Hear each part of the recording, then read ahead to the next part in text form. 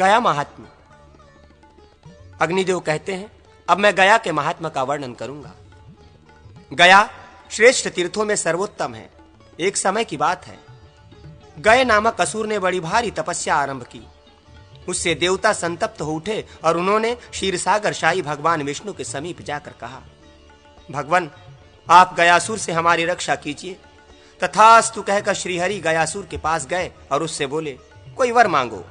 दैत्य बोला, भगवान मैं सब तीर्थों से अधिक पवित्र हो जाऊं। भगवान ने कहा, ऐसा ही होगा। यूं कहकर भगवान चले गए। फिर तो सभी मनुष्य उस दैत्य का दर्शन करके भगवान के समीप जा पहुंचे। पृथ्वी शून्य हो गई। स्वर्गवासी देवता और ब्रह्मा आदि प्रधान देवता श्रीहरि के निकट जाकर बोले, देव श्रीहरि पृथ्वी और स्वर्ग शून्य हो गए। दैत्य के दर्शन मात्र से सब लोग आपके धाम में चले गए हैं। ये सुनकर श्रीहरि ने ब्रह्मा जी से कहा, तुम संपूर्ण देवताओं के साथ गयासुर के पास जाओ और यज्ञ भूमि बनाने के लिए उसका शरीर मांगो।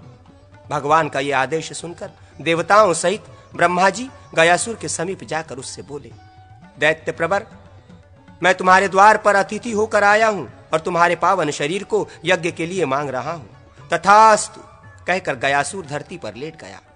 ब्रह्मा जी ने उसके मस्तक पर यज्ञ आरंभ किया। जब पूर्णाहुति का समय आया तब गयासुर का शरीर चंचल हो उठा। ये देख प्रभु ब्रह्मा जी ने पुनः भगवान विष्णु से कहा, देव गयासुर पूर्णाहुति के समय विचलित हो रहा है।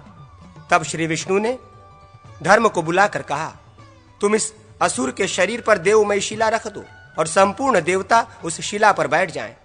देवताओं के साथ मेरी गदाधर मूर्ति भी इस पर विराजमान होगी। ये सुनकर धर्म ने देवमयी विशाल शिला उस दैत्य के शरीर पर रख दी। शिला का परिचय इस प्रकार है। धर्म से उनकी पत्नी धर्मवती के गर्भ से एक कन्या उत्पन्न हुई थी जिसका नाम धर्मव्रता था। वो बड़ी तपस्विनी थी। ब्रह्मा के पुत्र महर्षि मरीचि ने उसके साथ विवाह किया। जैसे भगवान विष्णु श्री लक्ष्मी जी के साथ और भगवान शिव श्री पार्वती जी के साथ विहार करते हैं, उसी प्रकार महर्षि मरीचि धर्मव्रता के साथ रमण करने लगे।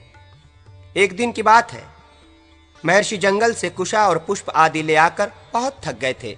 उन्होंने भोजन करके धर्मव्रता से कहा, प्रिय मेरे पैर दबाओ। बहुत अच्छा कहकर प्रिया धर्मव्रता थके मांदे मुनि के चरण दबाने लगी। मुनि सो गए। इतने में ही वहां ब्रह्मा जी आ गए। धर्मव्रता ने सोचा, मैं ब्रह्मा जी का पूजन करूं या अभी मुनि की चरण सेवा में नहीं लगी रहूं। ब्रह्मा जी गुरु के भी गुरु हैं, मेरे पति के भी पूज्य हैं, अतः इनका पूजन करना ही उचित है। ऐसा विचार कर वो पूजन सामग्रियों से ब्रह्मा जी की पूजा में लग गई। नींद टूटने पर जब मरीचि मुनि ने धर्मव्रता को अपने समीप नहीं देखा तब आज्ञा उल्लंघन के अपराध से उसे शाप देते हुए कहा, तो शिला हो जाएगी।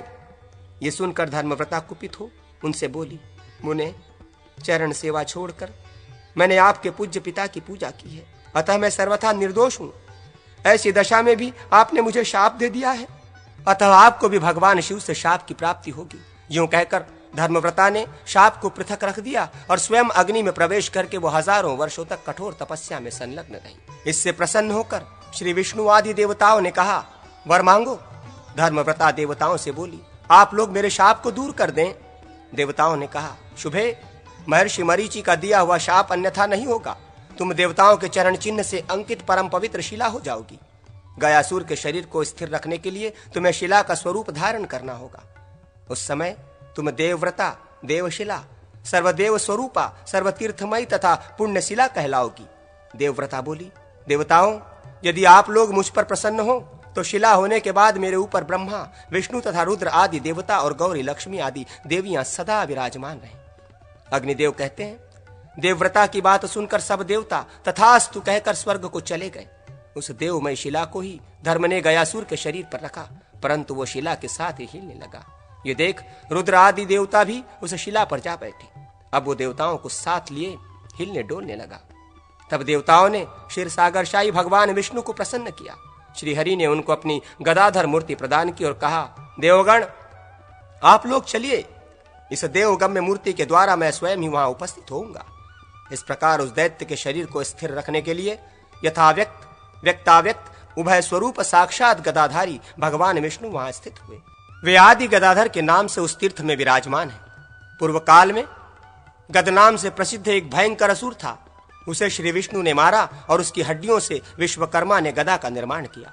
वही आदि गदा है। उस आदि गदा के द्वारा भगवान गदाधर ने हेति आदि राक्षसों का वध किया था, इसलिए वे आदि गदाधर कहलाए। पूर्वोक्त देवमयी शिला पर आदि गदाधर के स्थित होने पर गयासुर स्थिर हो गया। तब ब्रह्मा जी ने पूर्णाहुति दी।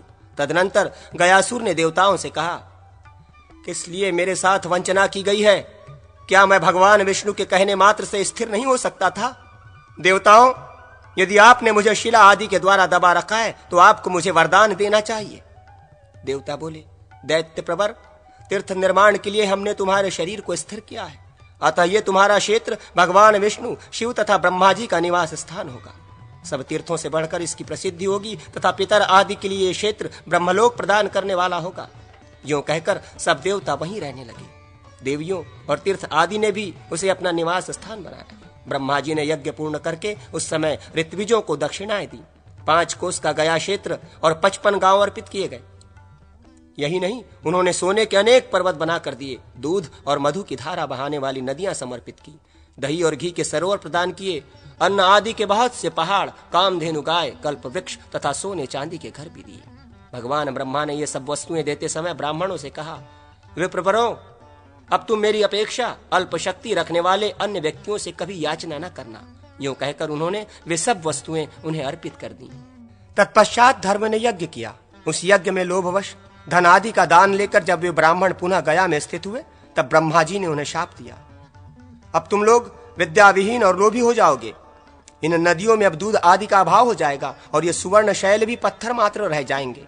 तब ब्राह्मणों ने ब्रह्मा जी से कहा, भगवान, आपके शाप से हमारा सब कुछ नष्ट हो गया, अब हमारी जीविका के लिए कृपा कीजिए। ये सुनकर वे ब्राह्मणों से बोले, अब इस तीर्थ से ही तुम्हारी जीविका चलेगी। जब तक सूर्य और चंद्रमा रहेंगे तब तक किसी वृत्ति से तुम जीवन निर्वाह करोगे। जो लोग गया तीर्थ में आएंगे वे तुम्हारी पूजा करेंगे। जो हव्य, कव्य, धन और श्राद्ध आदि के द्वारा तुम्हारा सत्कार करेंगे, उनकी 100 पीढ़ियों के पितर नरक से स्वर्ग में चले जाएंगे और स्वर्ग में ही रहने वाले पितर परम पद को प्राप्त होंगे। महाराज गय ने भी उस क्षेत्र में बहुत अन्न और दक्षिणा से संपन्न यज्ञ किया था। उन्हीं के नाम से गयापुरी की प्रसिद्धि हुई। पांडवों ने भी गया में आकर श्री हरि की आराधना की थी।